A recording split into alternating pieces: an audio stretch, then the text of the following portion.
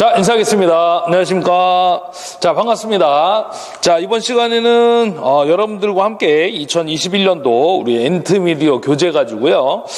전기기기 문제풀이 한번 해보도록 하겠습니다. 자, 좀 제목을 좀 적어 드릴게요. 우리 엔트미디어 2021년도 전기기기 3과목이 되겠죠. 3과목. MC민과 함께하는 전기기기 문제풀이 한번 해보도록 하겠습니다. 2021년도 몇 회부터 볼 거냐면요. 1회부터 한번 볼게요. 1회. 자, 문제풀이 시간이 되겠습니다. 자, 페이지가 여러분들 교재 보시면 715페이지로 되어 있고요. 41번부터 자 60번까지 3과목 한번 들어가 보도록 할게요. 자, 일단은 41번 문제 한번 보도록 합시다. 41번을 보시면 전류계를 교체하기 위해 우선 변류기 2차 측을 단락시켜야 하는 이유는 하고 물어봤죠. 우리 일단은 CT가 나왔는데 이 CT를 갖다가 우리가 변류기라고 부를 거고요. 이 변류기는 이제 하는 역할이 전류를 바꿔주는 거죠. 대전류를 소전류로 변성하는데 그때 CT에 2차 전류 값이 있었습니다. 2차 전류가 무조건 얼마냐? 전격값인데 5A가 되겠죠. 그래서 1차에는 이제 대전류가 공급됐을 때 CT를 거쳐서 2차 전류 5A로 변성을 해주는 기기다라고 알아두시면 돼요. 근데 이때 이제 조심해야 될 건 뭐냐면 보통 이제 CT 2차 측에 심벌을 하나 그려드릴까요? CT의 심벌이 될 것인데 CT 2차 측에는 각종 계전기 또는 전류기가 이제 올 수가 있을 거라는 거죠. 근데 이때 문제는 1차에는 계속해서 전압이 공급되고 있는 상태이기 때문에 자속 파이가 만들어집니다. 전압이 공급되고 있다는 얘기는 뭐야? 전류가 흐르는 거죠. 그래서 오른나서 법칙에 의해서 자속 파이가 2차로 넘어오게 됩니다. 그러면 2차에서는 자속을 세교자속에 의해서 자속 변화에 의해서 기전력이 발생이 될 것인데 계속해서 1차 측에 전류를 흘려보내주고 있는 입장이기 때문에 2차 측의 전압이 상승될 수가 있다는 거죠. 그때 이 2차 측에 걸려있는 계전기라든지 아니면 전류계가 터져나갈 수가 있겠습니다. 그래서 우리 CT 2차 측을 왜 단락시켜야 됩니까? 그러면 자, 여기다 좀 적어드릴게. CT 2차 측을 단락시키는 이유는 뭡니까? 라고 물어보면 여러분들은 바로 2차 측에 걸려있는 절연을 갖다가 보호해주겠다라고 보시면 돼요. 그래서 2차 측 절연 보호 이렇게 알아두시면 되겠습니다.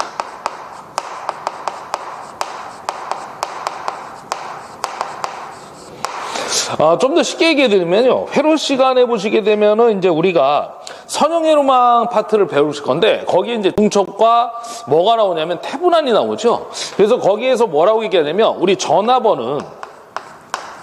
전화번과 전류원이 동시에 존재할 때 회로를 갖다 이제 해석을 할 수가 있는데 전화번 같은 경우에는 어떻게 하냐면 단락을 시켜버리죠. 그리고 전류원은 어떻게 하죠? 전류원은 그렇죠. 개방된 상태에서 회로를 해석해서 각각 따로따로 회로 해석한 다음에 두 개를 합성하게 되는 거죠. 그때 이제 전류값을 갖다 이제 구하는 게 이제 답이 되는데 여기 보시게 되면 전압원 같은 경우에는 이제 어떻게 합니까? 단락을 시킨다고 그랬죠. 그래서 아까 제가 말씀드렸던 게 전압이 문제가 되는 거예요. 2차 측에. 그래서 그 전압을 갖다가 단락시키게 되면 절연으로부터 2차 측 보호를 할 수가 있겠다라고 보시면 되겠습니다. 반대로 얘기하면 이제 전류원은 이제 개방을 시켜야 된다는 얘기고 전류가 개방을 시켜야 되면 전류가 안 흐르기 때문에 그래서 따로따로 해석을 해서 합성을 하는 것이 우리 선형회로망 파트에서 배우는 내용이 되겠습니다. 그래서 여러분들은 이 CT는 이렇게 알아두세요. 전류는 문제가 안 돼. 전류는 이제 값을 갖다가 감소시키는 거니까 5A로. 근데 문제가 되는 게 전압이거든요. 그래서 전압을 갖다가 어떻게 하면 되느냐. 단락을 시켜주면 되겠다라고 보시면 됩니다. 그에 반해서 이제 PT도 나오는데 PT는 이제 2차 전격이 110V거든요. 그래서 이제 전압을 다운시킵니다. 그럼 전압을 다운시키는 건 전압이 문제가 안 되겠죠. 전류가 문제가 될 거 아니야. 그래서 그 전류원을 어떻게 한다? PT는 2차를 개방시키겠다라고 보시면 되는 거죠. 자, 그래서 일단 답은 몇 번에 있냐면 2차 측 절연보호 목적이 되겠죠. 2번이 되겠습니다. 그 다음에 42번 볼게요. 자, 42번은 BJT에 대한 설명으로 틀린 것은 하고 물어봤는데, 그 T의 약자가 사이리스터가 아니고요, 트랜지스터의 약자입니다. 그래서 틀린 것은 하고 물어봤을 때 1번이 답이 되겠죠. 제가 1회 문제풀이를 지금 하고 있는데, 목차별로, 챕터별로 몇 문제가 출제가 되는지 말씀을 안 드렸어요. 그래서 제가 말씀을 일단 드리고, 43번 문제 계속 이어가 볼게요. 직류이 같은 경우에 1장 직류이 같은 경우에 4문항이 출제가 되고요. 그 다음에 동기가 4문항, 그 다음에 유도기가 5문항, 변압기가 4문항, 그 다음에 정류기에서 2문항, 그 다음에 교류 정류자기 파트에서 1문항이 출제가 됐습니다. 참고로 좀 알아두시면 될 것 같고요. 43번 보시게 되면요. 부하분담비가 나왔네요. 단상변압기 도대를 병렬 운전할 때 각 변압기의 부하 전류를 IA, IB라고 줬어요. 자, 요게 이제 분담 전류라고 보시면 돼. A기와 B기에서 각각 나오는 전류의 크기가 되겠습니다. 1차 측으로 환산한 임피던스를 ZA, ZB, 백분율 임피던스 강화를 ZA, ZB, 전격 용량을 PAN, PBN이라고 했고요. 이때 부하분담에 대한 관계로 옳은 것은 하고 물어봤는데, 원래 이제 우리가 부하분담비를 갖다가 이제 구할 적에 공식이 있죠. 자, 공식을 좀 적어드리면, PB분의 PA는 PB분의 PA에다가 뭘 곱해? 퍼센트 ZA분의 퍼센트 ZB를 곱해 주시면 됩니다. 그래서 여기 왼쪽에 있는 소문자 용량, 요거를 우리는 일반적으로 뭐라고 부르냐면요, 분담 용량이라고 부르죠. 분담 용량. 요렇게 부르고요. 그 다음에 대문자에 있는 요 용량을 우리는 명판에 찍혀 있는 정격 용량이라고 불러주는 거죠. 그리고 나서 임피던스는 뭐라고 하느냐? 퍼센트 누설 임피던스다라고 얘기를 합니다. 그래서 용량끼리는 지금 보시게 되면 위치를 보셔야 되는데, 분모에 B가 왔고요, 분자에 A가 왔기 때문에 이 관계는 이제 우리가 무슨 관계입니까? 라고 할 수 있는데, 무슨 관계가 될까요? 위치가 같잖아. 그래서 비례 관계다라고 보시면 돼. 그래서 용량끼리는 무슨 관계? 비례. 용량끼리는 비례하고, 근데 여기 이제 임피던스를 보시게 되면 B분의 A인데 A분의 B로 바뀌었죠. 위아래가 바뀌었어. 그래서 용량과 누설 임피던스는 무슨 관계입니까? 그러면 반비례 관계가 됩니다. 이걸 우리는 역비례다라고도 얘기할 수가 있겠죠. 자, 이런 관계들도 좀 같이 알아두시면 좋을 것 같아요. 임피던스는 이제 손실이니까 항상 임피던스가 작으면 상대적으로 용량이 올라가는 거야. 커지는 거죠. 그래서 반비례 관계가 된다라고 보시면 돼요. 근데 이제 원식은 요건데요. 우리가 지금 물어본 거는 부하분담에 대한 관계로 옳은 건데 전류분담 전류를 줬어요. 그러면 이거를 바꾸시면 돼. 그래서 어떻게 바꾸냐? PB분의 PA 대신에 IB분의 IA로 바꿔주시면 되는 거죠. 그 다음에 여기는 정격 용량이 올 건데 정격 용량을 PAN, PBN 줬잖아요. 그럼 여기다가 그대로 들어가면 돼. PBN분의 PAN 하고 넣어주시면 되는 거죠. 곱하기 임피던스는 반비례니까 어떻게 들어가야 돼요? 거기 보면은 임피던스 강화를 ZA, ZB 줬잖아요. 그래서 여기 A니까 ZA, 위에는 ZB가 와야 되겠죠. 역수니까. 그래서 요거 찾으시면 돼요. 요거 공식을 찾아주시면 정답 몇 번? 3번에 있네요. 3번. 이렇게 해서 찾아주시는 문제가 되겠습니다. 그 다음에 이제 44번을 한번 가볼 건데요. 이 밑에다 한번 풀이해드릴게요. 44번 문제. 사이클로 컨버터에 대한 설명으로 틀린 것은 하고 물어봤는데, 이 사이클로 컨버터는요, 역할이 뭡니까? 교류를 교류로 바꾸는 거야. AC를 AC로, 교류 전력을 교류 전압으로, 그 다음에 이제 주파수 변환을 시키는 주파수 변환기다라고도 얘기를 합니다. 자, 그래서 거기 보시게 되면, DC-DC, 컨버터와 동일한 구조이다 이렇게 돼 있는데, 1번이 틀렸죠? 아까 제가 말씀드렸죠. 뭐라고? AC를 AC로 바꿔주는 겁니다. 그래서 이걸 하나 좀 알아두시고 주파수 변환기라는 것도 좀 참고적으로 알아두시면 좋을 것 같습니다. 자, 넘어가서 45번 문제를 또 같이 풀이해 볼게요. 45번 문제는 계산 문제가 나왔네요. 그죠? 뭐 나왔냐면 극수가 4극이고요. 전기적 원선이 파악권이랍니다. 여러분들은 파악권이 중요하겠네. 파악권.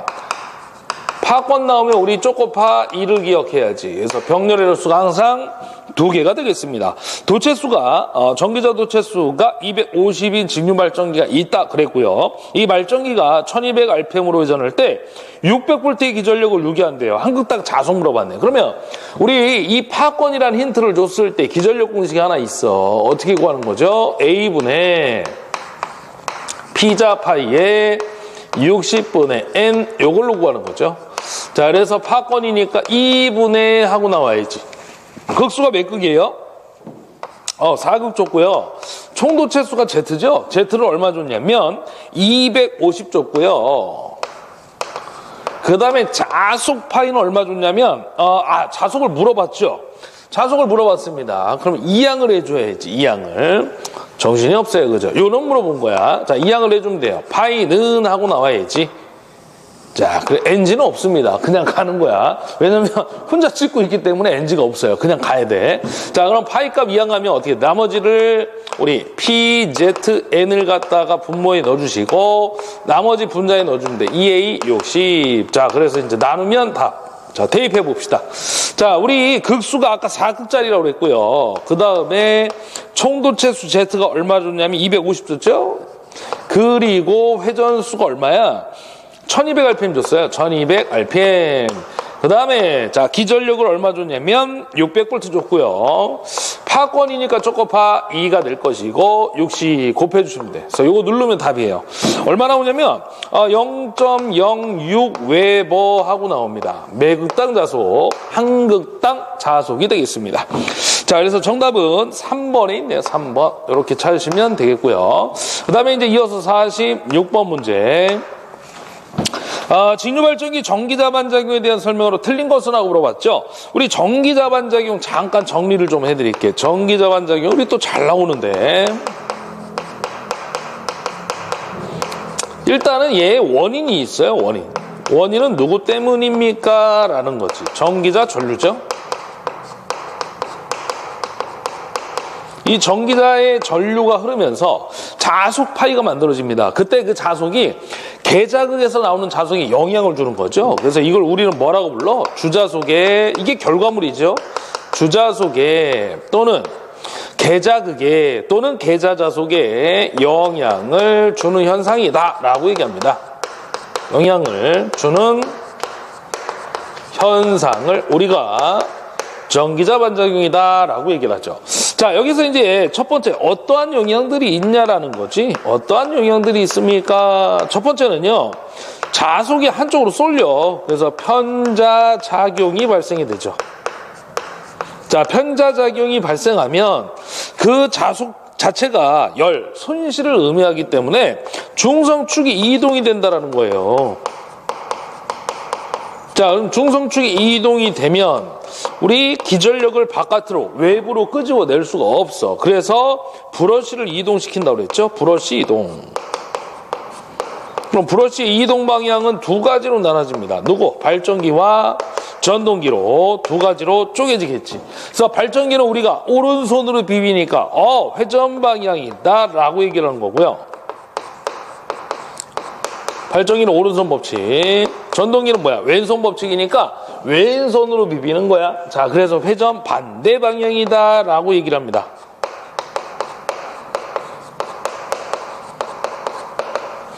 자, 그 다음에 이제 두 번째는요, 자속이 감소하는 거죠. 방향이 반대라서 서로. 그래서 감자작용이 발생이 됩니다. 자, 그럼 자속 파이가 감소되면 당연히 뭐가 감소해요? 기전력이 감소하고요. 발전기의 출력 또한 감소가 되더라라는 거죠. 자, 그 다음에 이제 세 번째가 누구야? 바로 불꽃 섬락이 발생합니다. 우리 중성축이 이동이 되면서 도체와 도체 사이가 이렇게 벌어지면 아크가 튀는 거야. 그래서 불꽃 섬락이 발생이 된다라고 알아두시면 돼요. 이게 이제 세 가지가 영향들이 되겠죠. 그럼 이러한 영향들을 갖다가 없애기 위해서 우리가 뭐가 나오는 거예요? 방지법이 나오죠. 방지법. 방지법엔 누구 있냐면 여기 옆에 이렇게 좀 표현을 해볼게요. 두 가지가 있어요. 바로 보상권선이 있죠. 보상권선. 말 그대로 보상을 해준 거야. 어떻게 보상을 한 거예요? 계좌에서 전기자에서 나오는 자속이 문제가 됐잖아요. 그래서 이 전기자와 계좌에다가 코일을 감는데 반대 방향으로 감는 거죠. 서로 상쇄를 시켜야 되니까. 그래서 계좌 권선에 코일을 감는 권선을 보상 권선이다 이렇게 얘기를 하고요. 그 다음에 아까 우리 편자작용에 의해서 중성축이 이동된다고 그랬잖아요. 그래서 이거를 서로 상쇄시키는 보극을 설치해요. 보극을 설치했을 때 우리가 이제 편자작용을 없애고 중성축이 이동이 안 되겠다라고 보시면 됩니다. 그럼 중성축이 이동이 안 된다는 얘기는 뭐야? 두 개의 도체가 딱 물려있기 때문에 아크가 튀지 않는다는 거예요. 그래서 이걸 나중에 우리는 뭐라고 하냐면 전압정리 역할이라고도 얘기를 합니다. 전압정리 역할. 전압차를 줄여서 우리 양호한 상태의 정류값을 얻는다라고 얘기하는 거야. 자, 그래서 이 두 가지가 이제 방지법이 되는데 우리는 솔직히요, 이 둘 중에 효과적인 건 얘야, 보상권선. 그래서 어떻게 감는다고요? 전기자 권선의 전류 방향과 반대로 감는다라는 것도 좀 기억하셔야 돼. 그다음에 이제 이 보극은 사실은 이제 어디에서 더 중요하냐면 전기자 반작용보다는 정류 파트에서 중요합니다. 교류를 직류로 바꿀 때 항상 얘가 있어야 돼, 얘가. 자, 요런 얘기를 가지고 우리가 문제를 보시면 돼. 자, 그래서 전기자 반작용에 대한 설명으로 틀린 것은 하고 물어봤는데요. 시간이 없으니까 답을 좀 먼저 볼게요. 전기자 반작용이 생기면 주자속이 왜곡되고 여기까지 맞아. 근데 증가가 아니라 감소한다고 해야죠. 주자속에 영향을 준다고 했잖아요. 서로 반대 방향. 그래서 감자작용이 발생된다고 아까 제가 말씀을 드렸어요. 자속이 감소하는 거야. 자, 그래서 정답이 몇 번이 틀렸냐면 3번이 틀렸죠, 3번. 자, 3번. 나머지는 읽어보시면 돼요. 전기자 반작용으로 인하여 중성축이 이동한다. 맞죠? 2번에 보시면 평간전압이 불균일하게 되어 섬락의 원인이 된다. 맞는 얘기고요. 불꽃 섬락 발생. 4번에 보시면 전기자 반작용이란 전기자 전류에 의하여 생긴 자속이 계자에 의해 발생하는 주자속에 영향을 주는 현상이다라는 거죠. 자, 다 설명해드렸죠. 그래서 정답은 요겁니다. 바로 3번의 감자작용이 발생되기 때문에 자속이 감소한다. 이렇게 알아두셔야 돼. 자, 그 다음에 이제 47번 문제 가볼게요. 자, 우리 47번 문제는 동기기 쪽 문제가 나왔는데 한번 같이 보도록 합시다.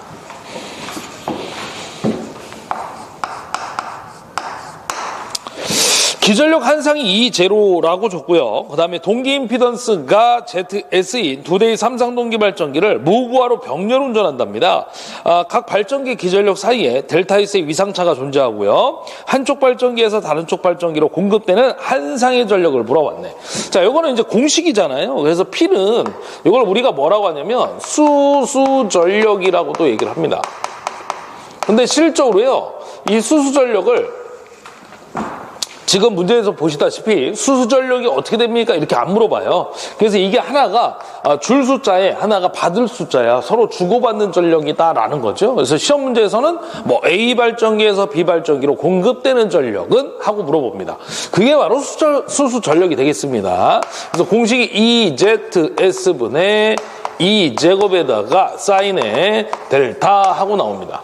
솔직히 말씀드리면 이제 공식보다는 계산 문제가 더 잘 나오죠. 그래서 이제 보통 이제 킬로와트로 물어보니까 기본 단위가 킬로와트예요. 그래서 10의 마이너스 3승까지 잡아주셔야 돼. 근데 지금은 공식을 물어봤기 때문에 여기까지만 하시면 답이야. 그래서 정답 몇 번? 3번이 되겠습니다.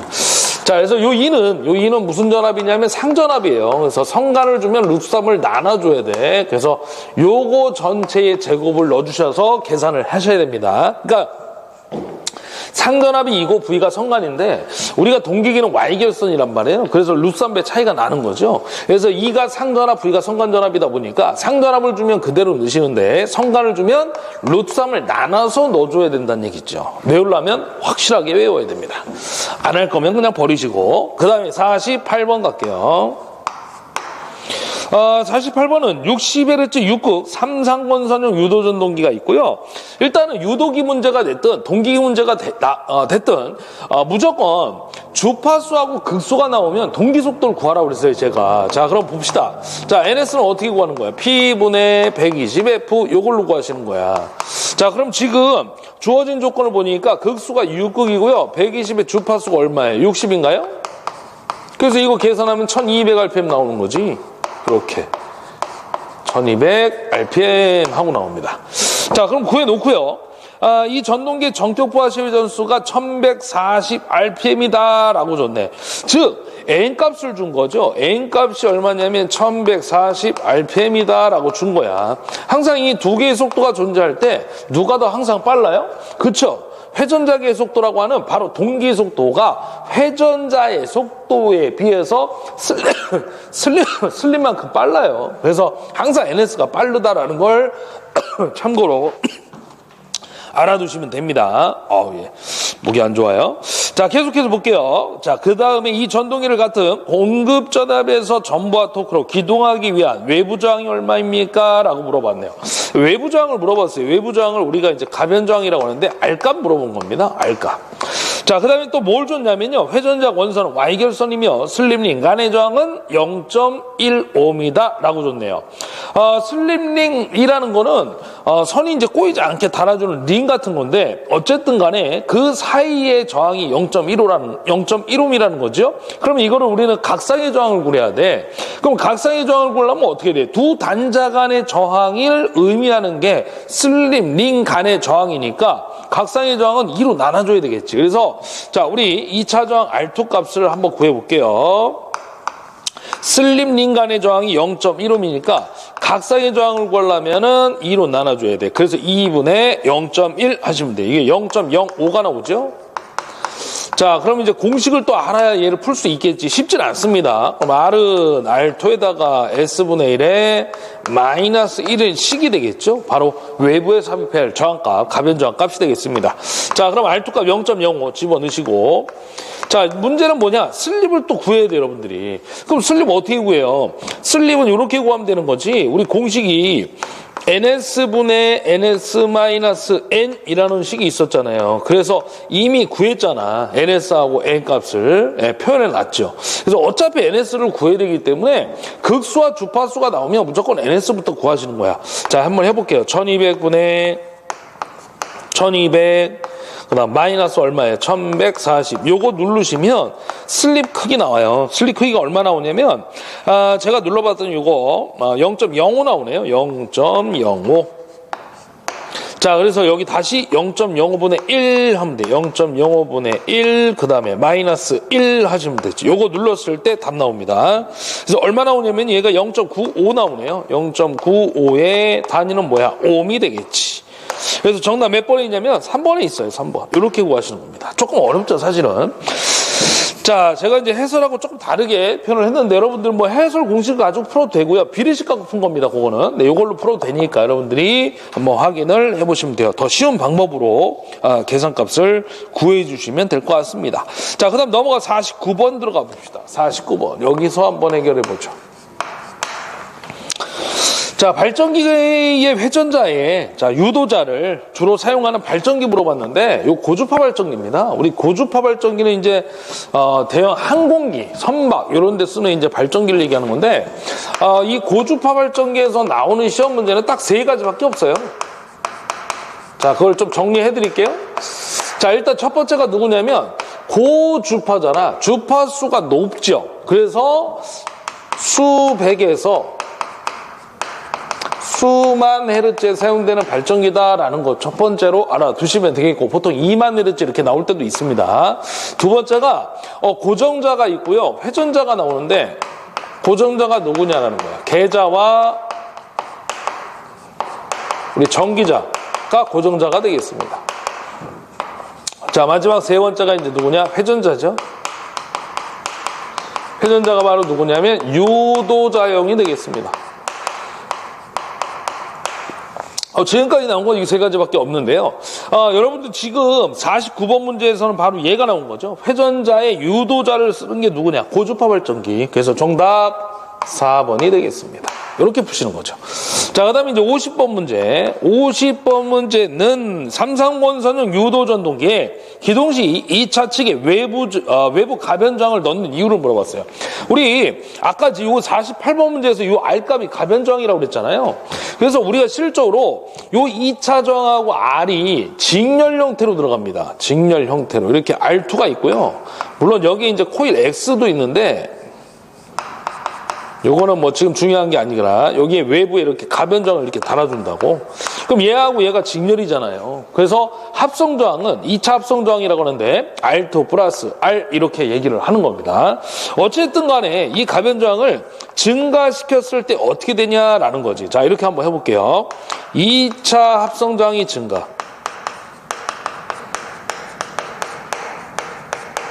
되면 어떤 일이 일어날까요? 라는 거죠. 자, 요거를 별표하고요. 당구장 표시하고. 첫 번째는요, 기동전류가 감소하겠죠. 기동 시에 기동전류가 감소가 됩니다. 왜요? 우리 I는 뭐야? R분의 V잖아. 그러니까 저항값이 커지면 전류는 감소하겠지. 그래서 기동 시에 기동전류는 작을수록 좋은 거예요. 모든 전동기가. 자, 두 번째는요, 회전수는 어떻게 될까요? 라는 거죠. 회전수는요, 감소가 됩니다. 그럼 왜 감소가 되느냐? 우리 슬립하고요, 2차 저항이 비례관계야. 그럼 2차 저항이 증가하면 당연히 슬립도 증가해. 근데 회전수는 왜 감소하냐면 N은 공식이 1-S에 NS거든. 그래서 결론이요, 요 S가 증가하잖아요. 그러면 요 회전수는 당연히 어떻게 돼? 감소가 되는 거죠. 그러다 보니까 세 번째 오른쪽에 써드릴게. 기동시의 토크는 어떻게 됩니까? 기동시의 토크는 당연히 어떻게 돼? 증가한다는 얘기지. 왜요? 우리 공식 하나 써볼까? 0.975 n분의 p라는 식에 의해서 회전수가 감소가 되면 당연히 토크 어떻게 돼? 증가가 되는 거야. 그죠? 그래서 이런 관계들을 알아두시면 되는 거죠. 자, 그래서 2차 합성저항이 증가했을 때 어떻게 됩니까? 넣는 이유는 뭐냐? 기동전류 감소, 그 다음에 기동시 토크 증가. 답 4번이 되겠습니다. 자, 그래서 모든 전동기는요, 기동시의 토크는 커야 되고요, 기동시의 기동전류는 작을수록 좋겠습니다. 모터가 타버려. 얘가 커버리면. 자, 그 다음에 51번 들어가 볼게요. 51번 문제는 보시면 1차 전압이 3300V 줬고요. 1차 측 무부하 전류가 0.15, 철선이 330W 줬고요. 자화 전류 물어봤네. 이 자화 전류 물어보는 계산 문제는요, 딱 2항에서 푸는 게 없고요. 그냥 그대로 원식에다 넣으시면 돼. 공식이 I0의 제곱, 바로 무부하 전류라고 합니다. 여자 전류, 무부하 전류, 1차 전류 다 똑같은 얘기예요. 그 다음에 V1분의 PI, 이게 철선의 와트 값이죠. 제곱 하시면 돼. 자, 그래서 루트에다가 무부하 전류 얼마 줬죠? I0를 0.15 줬어요. 0.15의 제곱 마이너스 V1이 얼마예요? V1은 얼마 주냐면 3300. 그리고 나서 철선의 와트가 330입니다. 요거 천천히 제곱 딱 하시면 돼요. 그래서 요거 눌러오면 답 얼마? 0.112 나옵니다. 0.0112 웨버 하고 나오네요. 0.112 웨버입니다. 0.112 웨버.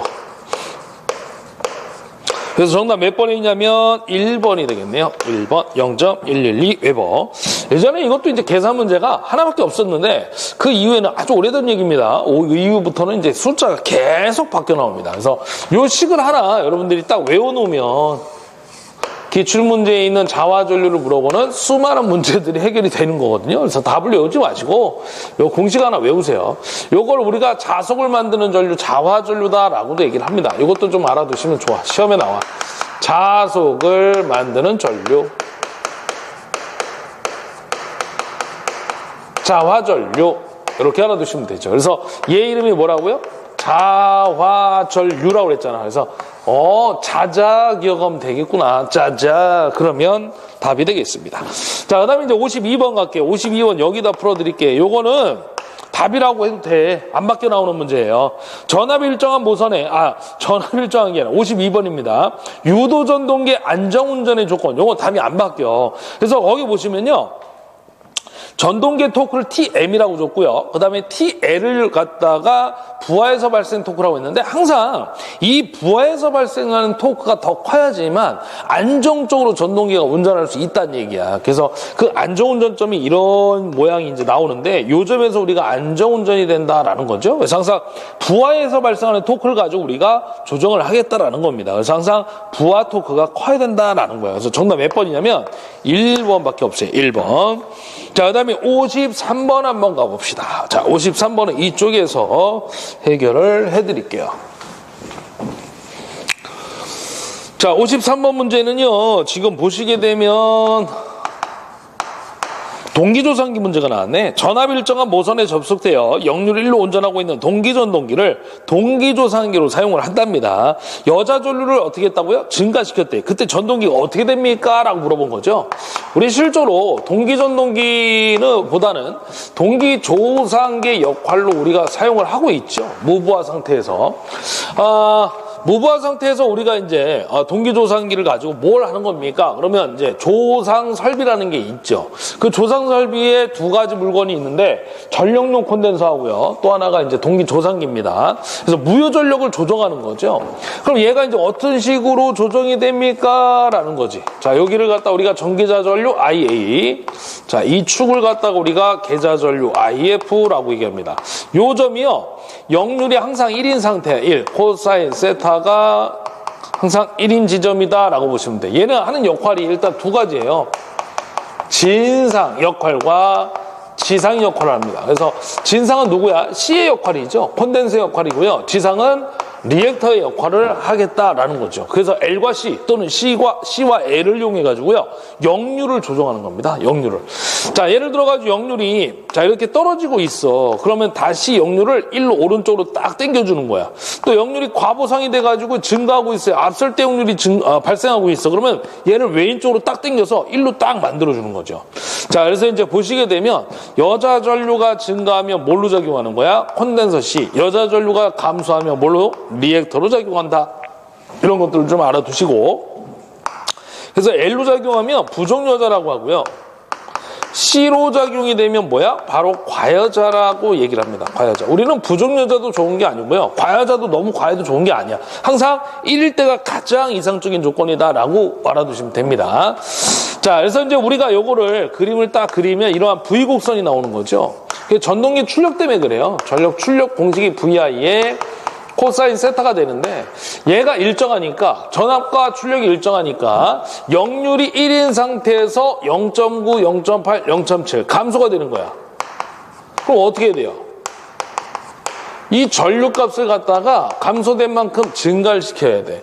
감소된 만큼 증가, 감소된 만큼 증가. 또 증가해도 증가야 역률은 1보다 큰 값이 없기 때문에요. 그래서 이러한 모양이 나온다는 거예요. V자 모양이 이렇게.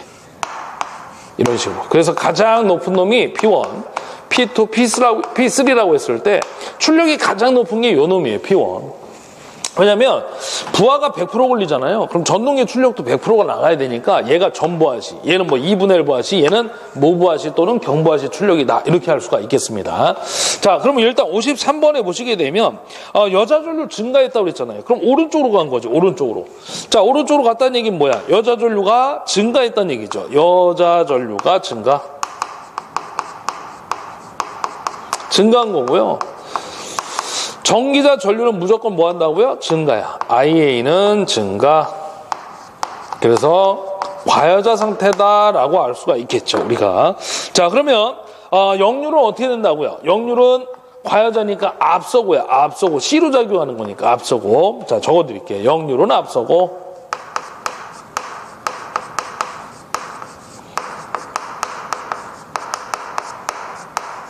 그 만약에 여자 전류가 감소하면 그때는 역률이 뒤지는 거죠. L로 작용하는 거니까. 자, 역률은 앞서고 전기자 전류는 무조건 어떻게 한다? 증가한다. 요게 답이 되겠죠. 요 두 가지. 역률은 앞서고 전기자 전류는 증가한다. 자, 그래서 정답 몇 번이 있냐면 1번이 되겠습니다. 1번. 요거 잘 나옵니다. 동기조상기. 자, 그 다음 넘어가서 54번 하나 볼게요. 54번.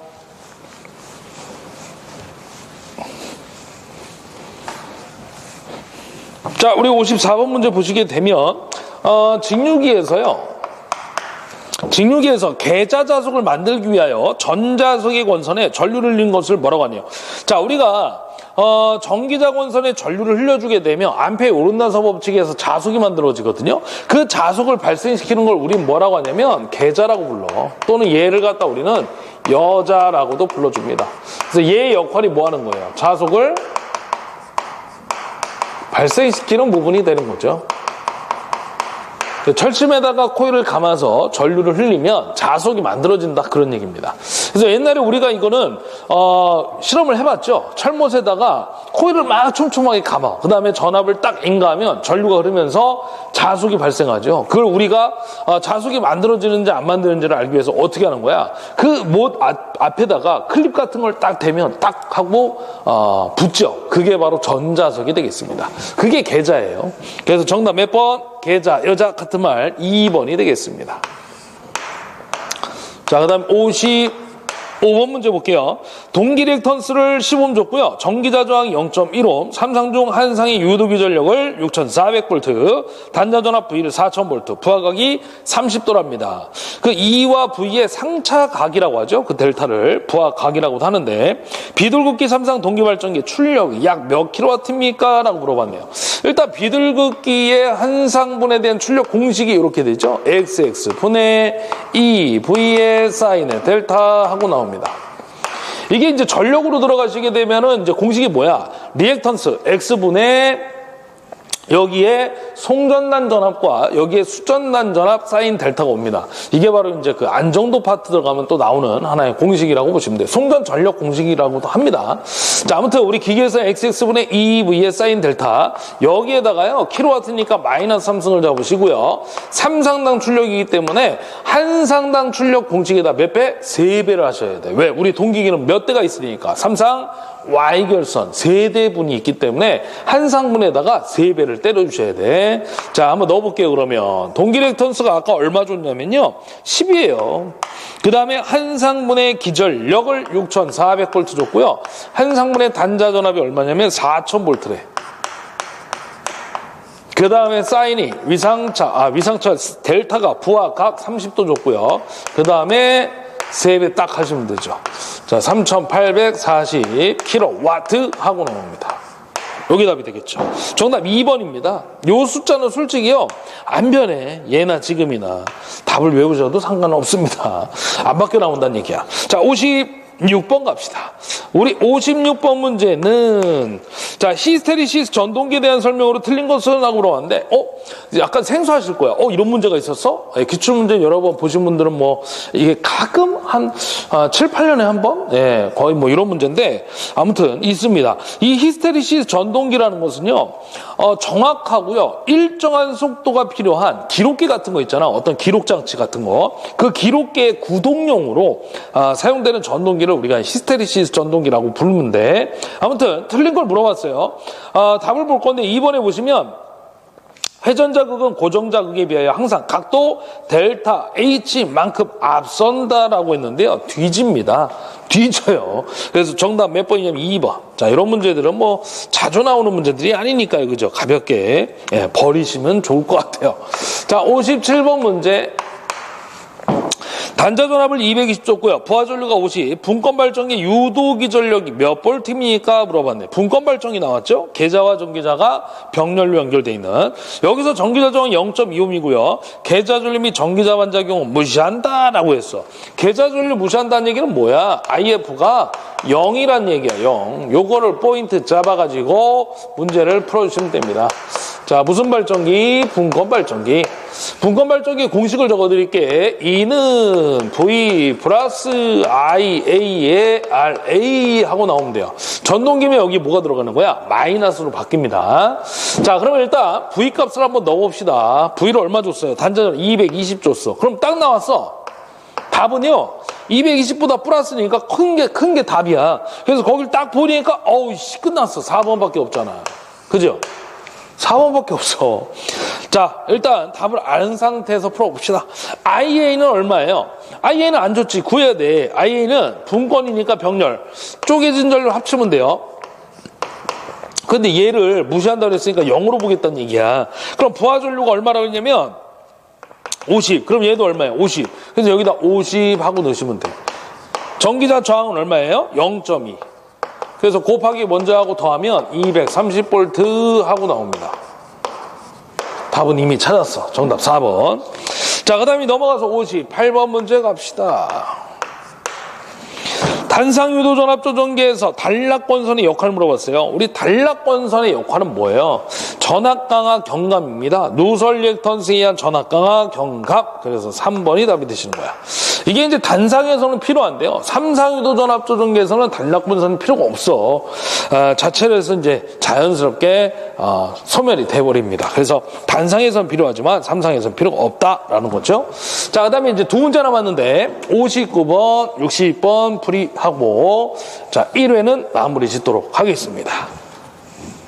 자, 우리 59번부터 갑시다.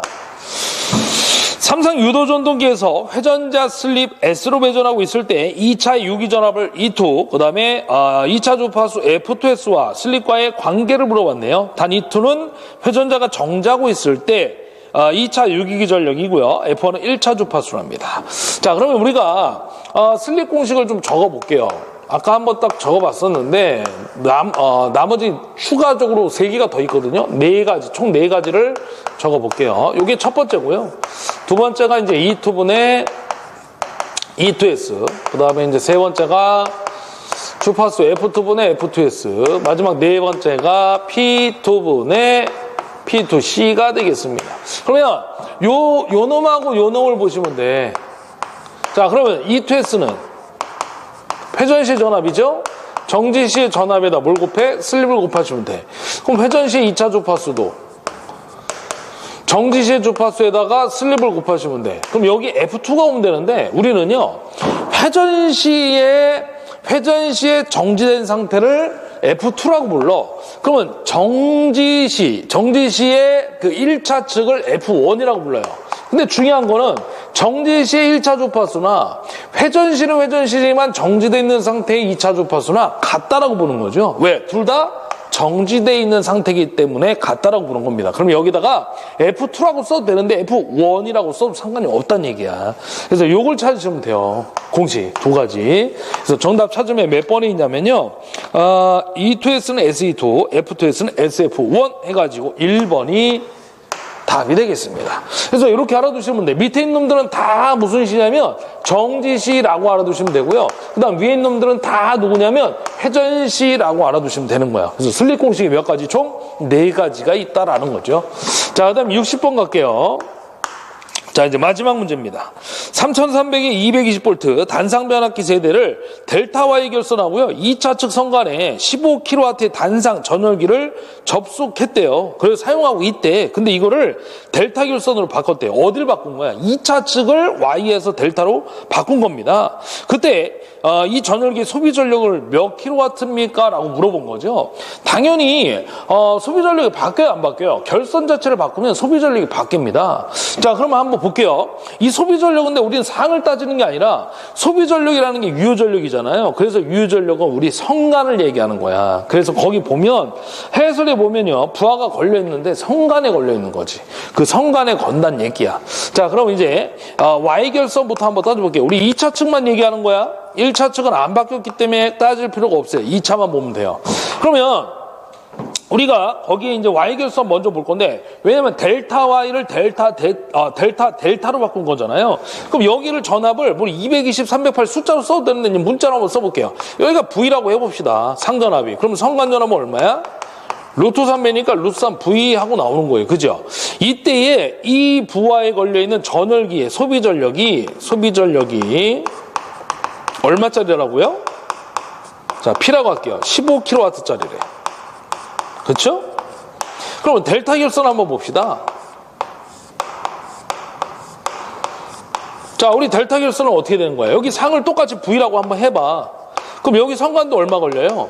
V가 나오는 거지. 그러면 우리 P는 VI, I제곱 R, R분의 V제곱, 이 공식 아실 거 아니야. 그럼 P는 R분의 저항이 일정. 지금 소비 전력, 어떤 전열기의 저항값은 일정하니까 R분의 V제곱으로 한번 따져보자는 얘기야. 저항이 일정하고요. 전열기의 부하가 일정하니까, 그죠? 저항값 일정한 거야. 그럼 이 두 가지만 따지시면 돼. 그래서 소비 전력은 전압하고 무슨 관계냐면, 제곱에 비례해요. 제곱에 비례해. 그럼 지금은 Y에서 델타로 바꾼 거잖아요. 그러면 델타는 Y.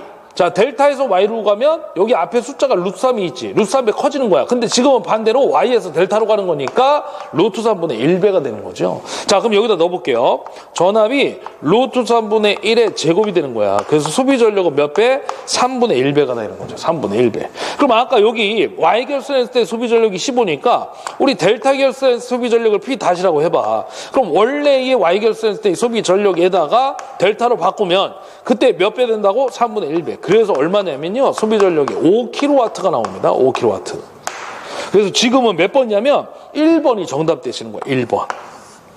그래서 이 전압을 가지고 우리가 따져봐야 되는데 상을 기준 잡는 게 아니고요. 성간을 봐야 돼요. 성간. 왜? 이 부하 자체가 그 소비 전력 자체가 우리가 유효 전력을 얘기하는 거고요. 성간을 얘기하는 거예요. 성간. 부하가 성간에 걸려 있기 때문에.